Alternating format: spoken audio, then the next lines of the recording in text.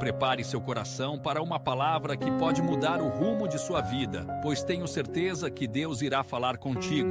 Fique até o fim e não se esqueça de comentar sobre a mensagem. Deixa seu like e compartilhe.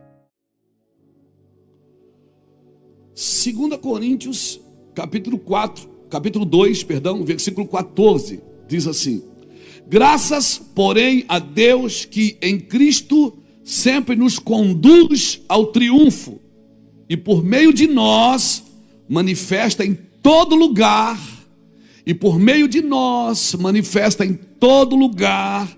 a fragrância do seu conhecimento. Porque nós somos para com Deus o bom perfume de Cristo. Tanto nos que são salvos, como nos que se perdem. Para com estes, cheiro de morte, para a morte. Para com aqueles, aroma de vida, para a vida. Quem, porém, é suficiente para estas coisas? Quem, porém, é suficiente para estas coisas? Irmão, que palavra é essa? Quem pode suportar isso? Ou quem pode viver dessa forma, sendo um exemplo para os outros? Como é difícil ser isso. É isso que Paulo está tentando dizer para a gente. Tem uma tradução que ela diz assim, quer ver? Para com os que estão procedendo cheiro terrível de morte, mas os que estão sendo salvos, o bom perfume. E quem está à altura de uma tarefa como essa? Quem está à altura de uma tarefa como essa, de ser um perfume? Um perfume, imagina. E o perfume você nota sem tocar, está no ar. Quando chega alguém que usa um perfume só, você deve saber, fulano está por aí, ou fulano está por aí. Por quê? Porque o perfume é aquele perfume. Amém, irmãos? Quem, porém, é suficiente para estas coisas? Porque nós não estamos, como tantos outros, mercadejando a palavra de Deus. Antes, em Cristo, é que falamos na presença de Deus com sinceridade e da parte do próprio Deus. Se você ler um pouquinho antes, você vai ver no versículo 12, por exemplo, Paulo dizendo que cheguei a Troade para pregar o evangelho e uma porta me foi aberta. É tão interessante que você vai ver que quando a Bíblia fala de profetas, ela fala de janela, e quando ela fala de apóstolos, ela fala de porta, né? Você vai ver Daniel abrindo uma janela, você vai ver o rei Jeoás quando procurou Eliseu, Eliseu disse: abra a janela e lança as flechas. Porque profetas têm a ver com janelas, com visão sobre aquilo que está por vir. E apóstolos têm a ver com portas, ou seja, a execução daquilo que foi visto. Então você vai ver muitas vezes Paulo dizendo: foi-me aberta uma porta, foi-me aberta uma porta. E no ministério profético tem mais a ver com janela. Irmão, se o Senhor está dizendo que nós somos a fragrância desse perfume, irmãos, que responsabilidade nós temos na nossa geração. Alguém me disse há um tempo atrás, numa conversa de mesa: pastor Luiz, hoje está muito difícil ser honesto. Eu disse: como assim? Não, cara. Que dias difíceis para você ser honesto, leal, fiel. Por quê? Porque os dias são muito maus. Eu digo: irmão, esse é o melhor tempo para você ser honesto, porque tem pouca concorrência. É ou não é? Coisa boa é trabalhar com pouca concorrência. Quando tem muita concorrência, você tem que se esforçar muito. É ou não é? Mas quando tem pouca concorrência, é só você fazer a coisa certa com a intenção correta. Porque não basta só fazer o certo. Eu tenho que fazer o certo com a intenção correta. E nem todo certo é exato. Às vezes eu estou fazendo certo e acho que estou fazendo exato. Não, eu posso estar fazendo certo e não ser exato. A exatidão está em Cristo. Amém? Pastor, o que é pecado? Pecado é tudo que é bom que não tem Cristo. Pecado é coisas boas que não tem Cristo. Não é coisas ruins, são coisas boas também, mas elas não têm Cristo. Elas não edificam o nome de Cristo. Então, quando Deus ele fez o homem à sua imagem, ele disse para o homem uma coisa: não faça para ti imagem. Ou seja, você é a minha imagem, mas você não pode fazer para ti imagem. Porque se criares imagem, as imagens tirarão você da minha imagem. Então, irmãos, nós estamos entrando num tempo que nós vamos precisar aprofundar um pouco mais a nossa busca. Agora, você não busca a santidade sem pureza. A santidade ela precisa estar afirmada na pureza, porque se a santidade que nós conquistamos é só fruto do nosso esforço, isso não é santidade, é orgulho religioso. E eu tenho que cuidar, porque se eu busco melhorar minha conduta, mudar as minhas ações, eu tenho que estar firmado, no mínimo, na pureza de coração. Por isso que a Bíblia diz: sede o vosso sim, sim, e o vosso não, não. Ou seja, o sim da sua boca tem que ser o sim do seu coração. Você pode estar falando uma coisa aqui, mas aqui dentro você está dizendo outra. Você fala uma coisa aqui para se proteger, para proteger a sua reputação, mas aqui dentro você vive outra. Então, irmãos, eu não acho que a igreja está morta. Você acha que a igreja está morta? Eu acho que ela está como a filha de Jairo.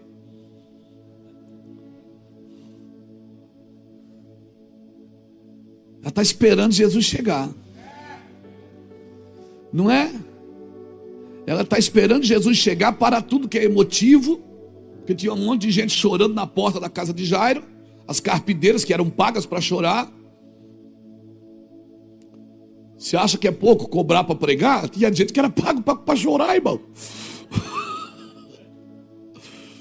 Está tudo certo. Amém.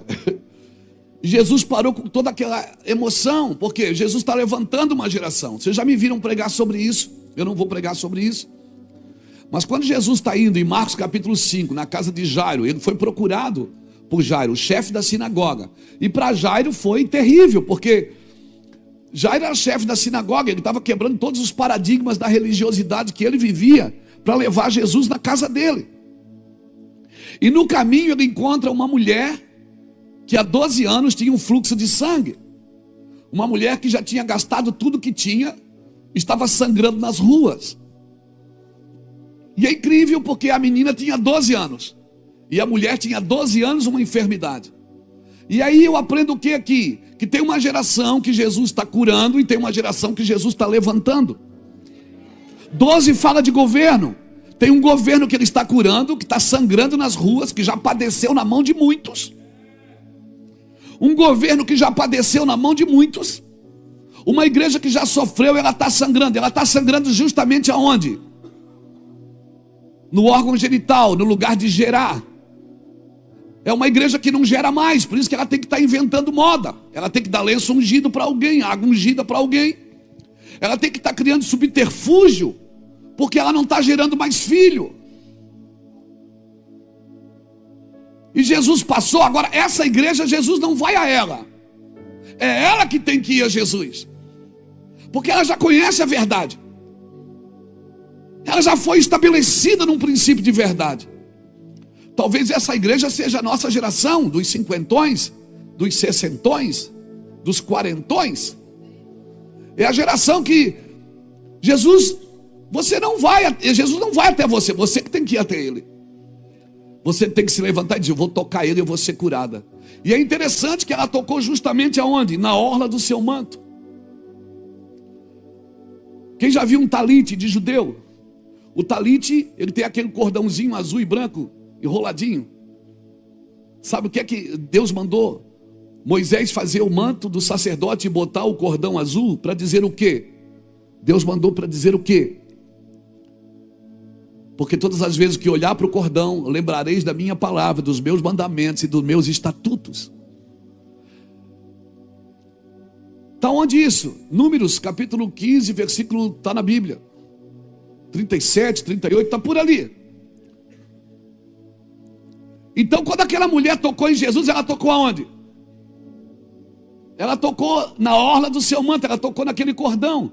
Por isso que Jesus parou e Jesus disse o quê? Falar aos filhos de Israel que diz eles que nos cantos das suas vestes façam borlas pelas suas gerações, e as borlas em cada canto presas por um cordão azul. Pronto, fechou. Era ele mesmo? Quando eu falar o versículo errado, vocês não põem, tá? Combinado? Para eles pensar que eu sei tudo. Beleza. Então ela tocou na orla do manto.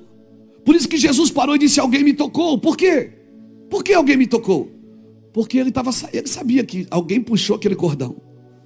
Então era uma igreja que estava sangrando, não estava gerando, mas queria voltar para a palavra.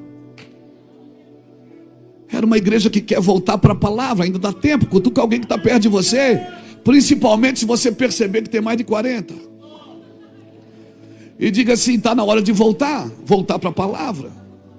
Para de sangrar nas ruas. Você tem que gerar. E ela tocou e Jesus disse: alguém me tocou, e por isso ele parou. Alguém disse: mas está todo mundo te tocando. Ele disse: não, esse toque é diferente. É de alguém que quer voltar. Eu sei que é alguém que quer voltar, é alguém que quer fazer de novo. E ela falou. Agora imagina a cara de Jairo. Por quê? Porque Jesus foi tocado por uma mulher imunda. E a lei dizia o quê? Se você fosse tocado por algo imundo, você também seria imundo. E Jairo tinha convidado Jesus para ir para a casa dele. E ele, como chefe da sinagoga, um dos chefes, ele sabia que não podia receber alguém que estava imundo na casa dele. Mas é isso aí, a próxima geração não tem indícios de religiosidade nela. A próxima geração, ela não vai ser levantada por sentimento e nem por religião, irmãos. E Jesus olhou para Jairo e disse: vamos na tua casa. E Jesus olhou para Jairo: vamos na tua casa. E Jairo disse: vamos. E chegou lá, todo mundo chorando. Ele disse: fica tranquilo, ela não está morta, ela está dormindo. Então fica tranquilo, seus filhos não vão se perder. Se você tem aliança com Deus, fica tranquilo. Você tem profetizado sobre eles, eles só estão dormindo. Mas a hora que Jesus entrar, e quem é que tem que entrar? Quem tem que entrar é você que é pai, é você que tem que levar. Entenda, a mulher de 12 anos, ela não tinha mais ninguém por ela, porque ela já tinha padecido na mão de muitos. A mulher que tinha 12 anos, uma enfermidade, ela já sofreu muito na mão de muitas pessoas, ela já sangrou nas ruas, ela não tinha mais ninguém por ela, Buracava. Mas a geração que Deus está levantando, ela tem pai.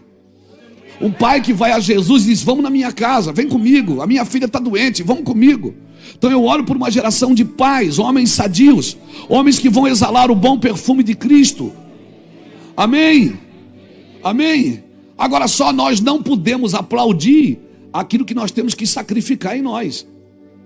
E nós não podemos celebrar na vida aquilo que a gente tem que denunciar nas nossas vidas. A gente gosta muito de fazer isso na vida dos outros. Mas tem coisas na sua vida que você está celebrando que você deveria estar derrubando. Amém, irmãos? Então eu estou preocupado com duas coisas nas escrituras nesses dias. Tem sido a minha, talvez não seja preocupação, mas o meu zelo. Porque tem uma afirmação de Jesus. Ele diz que o amor de quase todos esfriará. E eu tenho que manter meu coração aquecido. Eu tenho que manter a minha vida atenta. Eu não posso permitir, né, uma fagulha, irmão, de justiça própria, uma pitada de fermento de justiça própria, lá se vai meu amor. Então essa afirmação de Cristo tem que tomar cuidado. Por se multiplicar a iniquidade, o amor de quase todos esfriará. Essa é uma afirmação. E a outra é uma pergunta de Jesus. Ele disse: e quando o Senhor vier na terra, ele achará fé na terra? Então amor e fé, querido, a fé opera pelo amor, diz Gálatas. Gálatas diz que a fé opera pelo amor. Então eu e você temos que cuidar com essas duas, uma afirmação e uma pergunta. A afirmação é: o amor de quase todos vai esfriar. E a segunda é: você tem fé para continuar amando até quem não merece? Você tem fé como pastor para continuar amando, ou você só quer encher cadeira? Não adianta ter igrejas cheias de gente vazias, irmãos. Então duas coisas eu temos que lutar. Então por isso que eu estou falando muita coisa que não é. Não é. Isso não é reino. Eu e você temos que cuidar para não acontecer. Nós não podemos gerar proteção aonde temos que gerar condição. E não podemos gerar condição aonde a gente tem que gerar proteção. Hoje a gente está gerando uma condição na vida do Renan e da Yasmin. É uma condição, mas teve momentos que a gente teve que gerar proteção. Então você não pode gerar proteção onde você tem que gerar condição. E tem pessoas que elas já estão na condição de serem empoderadas, mas você ainda está protegendo. Não deixa o menino crescer, deixa o menino rodar, irmão. Então eu preciso buscar esse discernimento, porque esse discernimento quem traz é o Pai. Para que as igrejas não se dividam, para que as coisas continuem nas próximas gerações. Então aquele ali já está pronto, está na condição. Esse aqui não, esse aqui ainda está na proteção. Tem pessoas que são protegidas, têm que ser protegidas. E tem pessoas que têm que ser empoderadas. O evangelho é para dar condição das pessoas se desenvolverem. E não para protegê-las do mundo. Não para protegê-las do mundo, irmãos. As pessoas têm que viver no mundo. Amém? Amém? As pessoas, você não vai proteger, Deus não vai colocar pessoas numa redoma de vidro para protegê-las do mundo. Outra coisa que eu faria também, cultive todas as pessoas, porque algumas vão brotar. Algumas vão brotar, não desperdice sementes em vão, não corra em vão. Nós estamos em dias de apontamentos, irmãos. Apontamentos e empoderamentos. Tem lugares que a gente tem que apontar a arma para lá e ficar apontada. Sabe? É o alvo. Mas não estou vendo nada, não é para ver, é para ficar apontado. Você vai ver. Você vai ver. Mas fique apontado. Não compre lugares de evidência ou favores. Eu chamo isso de conveniência. Não compre lugares de favor pela conveniência, irmãos. Porque você é um líder. A gente não pode comprar lugares de favor, porque a gente pode entrar em portas que Deus não abriu para a gente. A gente pode sentar em mesas que não são para nós. Cuidado. Cuidado com essas coisas. Porque isso pode detonar seu coração. Detonar a sua vida. Agora, claro, nós somos perspicazes. Nós somos chamados para encorajar, respaldar e inspirar pessoas. Assim fazem as pessoas que governam com o coração de Deus. Elas estão sempre encorajando pessoas, respaldando pessoas e inspirando pessoas. E você é um pastor, você é um líder, você é um bom perfume de Cristo. E quando você está no lugar, aquilo que já está perdido vai cheirar mais a morte. Mas aquilo que pode ser salvo vai cheirar a vida. Você pode imaginar a responsabilidade que você tem, você pode gerar vida e morte no mesmo lugar. Pessoas vão te amar e vão te odiar pelo mesmo motivo, porque você está cheirando, você está exalando. Que comunhão tem as trevas com a luz? Não tem comunhão, mas não significa que você tem que ficar em casa, escondido das trevas, com medo das trevas, fechado num casulo, colocando Deus na caixinha da sua consciência, daquilo que você determinou. Não, irmãos. Não, esse não é o lugar. O levante sempre terá, amém? Quem anda na unção, o levante sempre terá. Você quer andar na unção mesmo? Sempre vai ter levantes contra a sua vida, contra a sua casa, contra a sua família, contra o que você está fazendo. Não pense que você vai agradar a todos, irmãos. Amém? Amém? A igreja não tem que agradar todo mundo, ela vai desagradar a metade. Pelo menos a metade da população vai desagradar com a igreja. Eu não quero ser matemático aqui, mas se um pouco de semente cai na beira do caminho, o passarinho come. Se um pouco cai no meio do espinho, não se cria. Um pouco cai na pedra, não tem raiz, só um pouco. Então eu calculo matematicamente que 25% serão salvos. E os outros 75% é o campo que a gente precisa pregar. É o campo que a gente precisa atacar. Eu gosto muito de uma palavra de George Whitefield. Escute isso. Em 30 de dezembro de 1737, George Whitefield embarcou em um navio e ele orou a seguinte oração. Ele disse: dai-me, ó Deus, primeiro, profunda humildade. Segundo, zelo bem direcionado. Terceiro, candente amor, um amor que apareça. Quarto, e olhos imparciais. E aí ele fecha a oração dizendo o seguinte: e aí então os homens e os demônios façam o pior que eles puderem, porque eu não vou ter problema nem com os homens nem com os demônios, se eu tiver o quê? Uma profunda humildade, um zelo direcionado, um candente amor e olhos imparciais, que os anjos e os demônios façam o que eles puderem, porque eles não vão me parar. Essa frase e essa oração de George Whitefield, irmãos, ela tem mexido comigo nesses dias. Estava conversando com o Tanuri está por aí. Estava conversando com o Tanuri E o Tanuri disse: pastor, o senhor viu? O Tanuri está no nosso meio só para falar coisa bonita. De vez em quando ele sai com uma: pastor, o senhor viu isso aqui? Eu leio um livro por dia. Sabe aquelas pessoas que ajudam você a construir aquilo que você está pensando? Irmãos, nós estamos vivendo num tempo de restauração. E é a restauração da liderança. É uma restauração da liderança. Não transfira mais culpa para ninguém. Não transfira responsabilidade para ninguém. Você está orando para Deus trazer chuva e você está andando sobre postes entulhados na sua própria casa. Você está orando pedindo: Deus, manda chuva, faz chover. E Deus está dizendo: tem um poço entulhado. Por que você não desentulha esse poço? Essa água que você está esperando vir de cima, ela vem de dentro de você. Rios de água viva fluirão do seu interior. E aonde você estiver, pessoas vão beber e vão comer e vão ser saciadas por causa da minha glória. E não adianta, irmãos. Deus tem uma isca para cada egoísta. Ele tem um jeito de pegar todo mundo. E por favor, use bem seu tempo, porque se você não usar bem seu tempo, alguém vai usar. As pessoas sempre vão arrumar demanda para você. Principalmente pessoas que não andam com Cristo, sempre tem uma demanda para a gente. Eu vivo me desfazendo de demanda.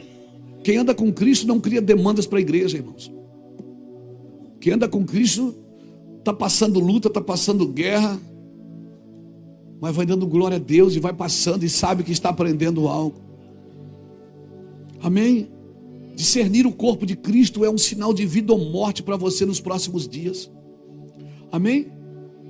Nós precisamos fazer aquilo que a gente chama de recal. Nós precisamos fazer um reset. Precisamos baixar na nosso ministério, na nossa igreja, para ver o que vale a pena continuar fazendo e o que não vale mais. Senão a gente fica no ciclo vicioso do entretenimento. Sabe? Coisas que não vão mais formar você para Cristo. Os tempos mudaram, irmãos. Tem coisas que não funcionam mais, como movimentação. Não estou falando de fundamentos, os fundamentos não mudam. Amém? O problema é que a gente vai crescendo, e à medida que a gente vai crescendo, a gente vai criando coisas para crescer mais. Irmãos, é possível expandir sem desconectar. É possível crescer por dentro primeiro. É possível ouvir a voz de Deus. Meu irmão, Deus fará tudo por você, pode esperar. Mas Ele não fará o que é para você fazer. Ele não fará.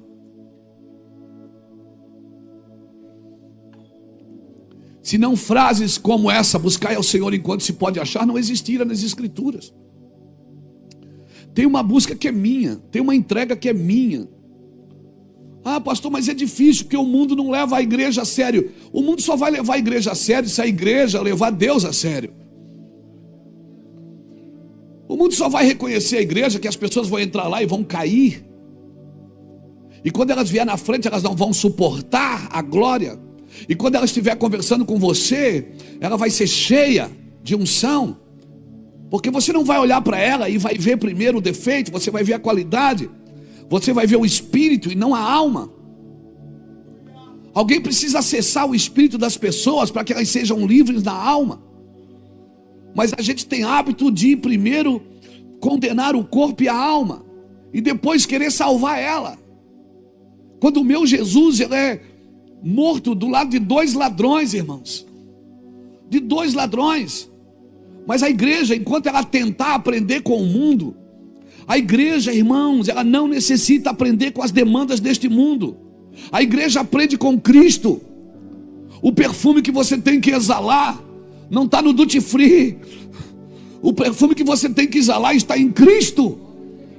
As pessoas precisam ver o seu amor antes da sua inteligência. Elas precisam ver o seu amor antes do seu PR na frente. As pessoas precisam ver que você está fluindo por causa de Cristo. E é gostoso demais conversar com quem está cheio de Cristo. Porque Ele não está querendo só me ensinar alguma coisa. Ele quer transmitir Deus para mim.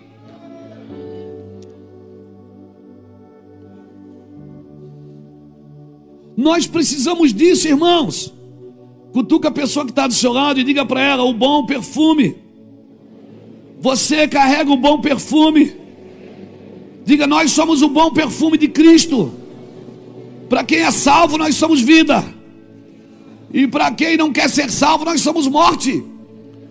Porque o nosso estilo de vida condena.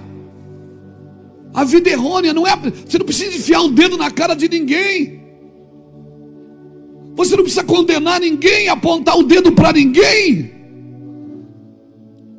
O seu estilo de vida condena tudo que está fora do curso.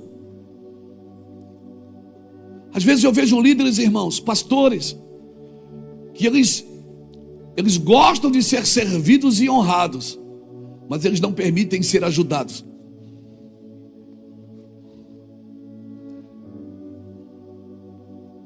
Ser ajudados. Alguém me ligou essa semana e disse: por que você não ora pelo pastor fulano de tal? Eu digo: porque para o pastor eu só oro se me pedir. Porque uma primeira lição que um pastor precisa aprender é depender de outro.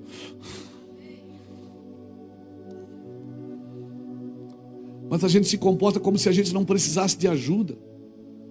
Nós somos o bom perfume. Irmãos, lavar o pé do outro é fácil, mas não permitir lavar o seu. Esse é o melhor lugar para esconder os nossos problemas pastorais, no problema pastorais dos outros. Por isso que todo mundo quer cuidar de pastor, porque é melhor cuidar do pastor, porque do pastor você esconde os seus problemas. Não tem lugar melhor do que esconder pecado, que é no pecado dos outros. Enquanto você fica mostrando dos outros, você esconde os seus. Enquanto você fica, tentando ajudar a vida dos outros, enquanto eu lavo o pé dos outros, não aparece a sujeira do meu. Irmãos, um líder que se isola, ele não vai exalar. Um líder que se isola, ele não vai exalar o bom perfume. Um líder que se isola, ele caminha para a maldição de se tornar juiz de si mesmo. Quem aqui não quer andar sobre as águas, irmãos? Quem aqui não quer estar na frente de Jesus e Jesus diz assim: vem cá, amigo. E você vai andando sobre as águas e todo mundo olhando. É bom, não é? Irmão, que bênção foi ver Pedro andar sobre as águas. Mas Pedro, quando afundou, ele não deixou de pedir ajuda. Ele não deixou de pedir ajuda, irmãos. Porque ele aprendeu a andar sobre as águas, mas não desaprendeu a pedir socorro. Então Deus quer te dar dons, Deus quer te dar ministérios. Talvez você vai ser a maior igreja da sua cidade. Mas não se isole. Porque senão você vai andar em maldição de ser juiz de si mesmo. Tem coisas que só Deus pode te dar, mas tem coisas que só o relacionamento pode te dar. Porque essa foi a condição que Deus criou para te manter em humildade. A condição que Deus criou para me manter em humildade é que eu dependo de alguém. Eu preciso conversar com meus irmãos. Eu preciso abrir meu coração. Por quê, irmão? Porque quando um líder se perde, irmão, quando Davi desviou, quem morreu foi Urias. Porque um líder que se perde, ele negocia os seus valores, quem morre são os fiéis que estão com ele. Porque os fiéis não vão acreditando em mais nada. Por isso que sobre mim e sobre você, Paulo diz: quem é que suporta viver desse jeito? Causando vida e morte para os outros. Irmão, tem lugares que eu fui pregar que houve morte. Porque sentenças foram liberadas e não foram obedecidas, morre. Tem lugares que você vai ser uma peça de exaltação às pessoas. Tem lugar que você vai ser uma peça de juízo. Se você andar no bom perfume de Cristo. E você não precisa apontar o dedo e condenar ninguém. Irmãos, um líder que não consegue mais se arrepender e admitir que está errado, sabe o que acontece com ele? Ele começa a criar doutrinas a partir dos seus erros para justificar sua postura. Um líder que não consegue mais se arrepender, que não chora mais, que só quer mostrar seus dons, mostrar sua força. Não, você tem que mostrar sua fraqueza. Você não pode ter consciência de força sem ter consciência de fraqueza. Aleluia.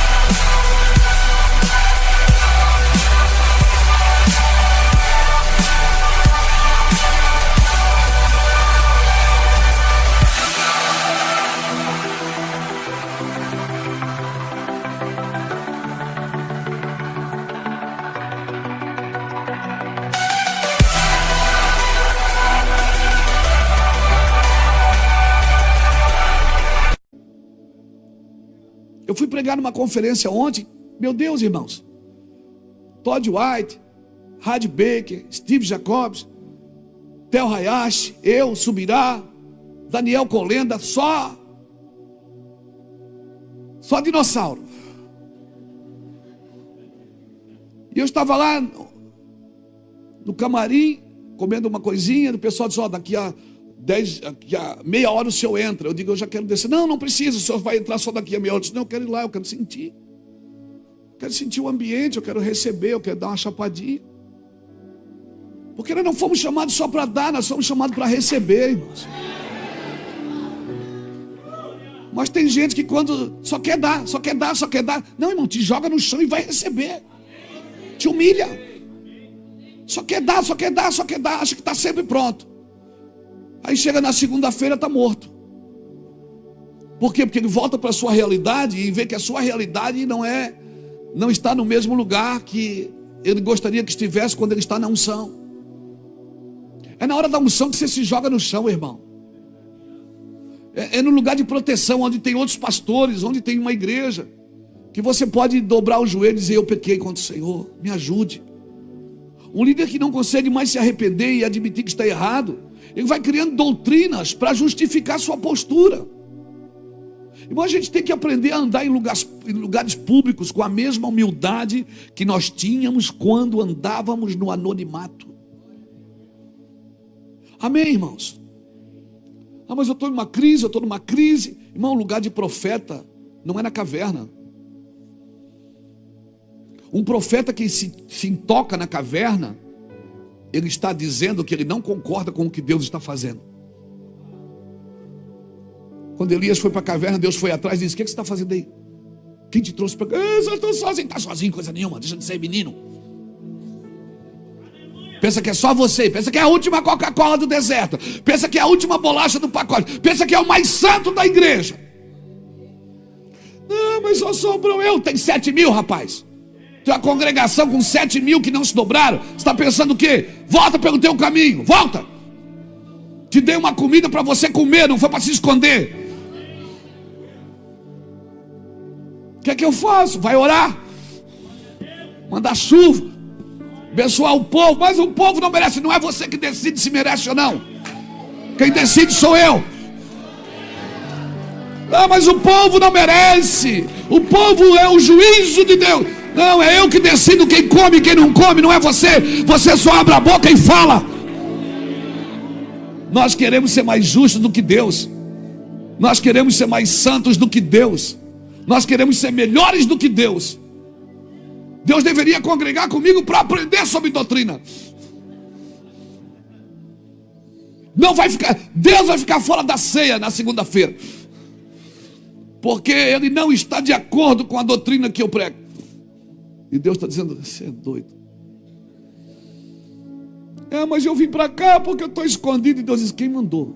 Quem mandou? Mas aí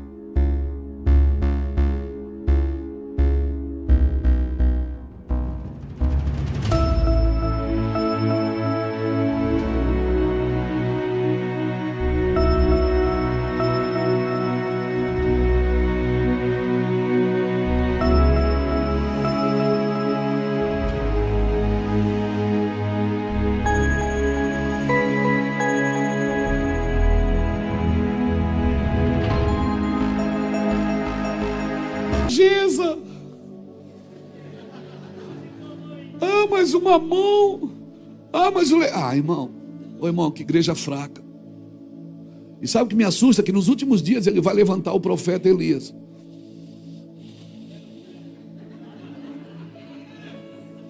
Tomara que essa parte não venha junto com Elias. Que essa parte depressiva não venha com os profetas desses dias. Você come para se apresentar, irmãos. Você acha que eu sou perfeito? Eu não sou. Você acha que eu tenho todas as verdades? Eu não tenho. Você acha que tudo que eu falo eu consigo viver na plenitude? Não, mas eu estou aqui tentando. Eu não vou me esconder. E é pior, porque quando mais bate em mim, mais fala de mim, mais eu pego pressão. Eu fico possuído. Eu fico possuído. Bateu, irmão, eu vou criando pressão. Aleluia. A paz do Senhor, meus irmãos. Gostou da mensagem? Deixa seu like e compartilhe. Veja outras pregações que preparei para você. É só clicar no link e Deus o abençoe.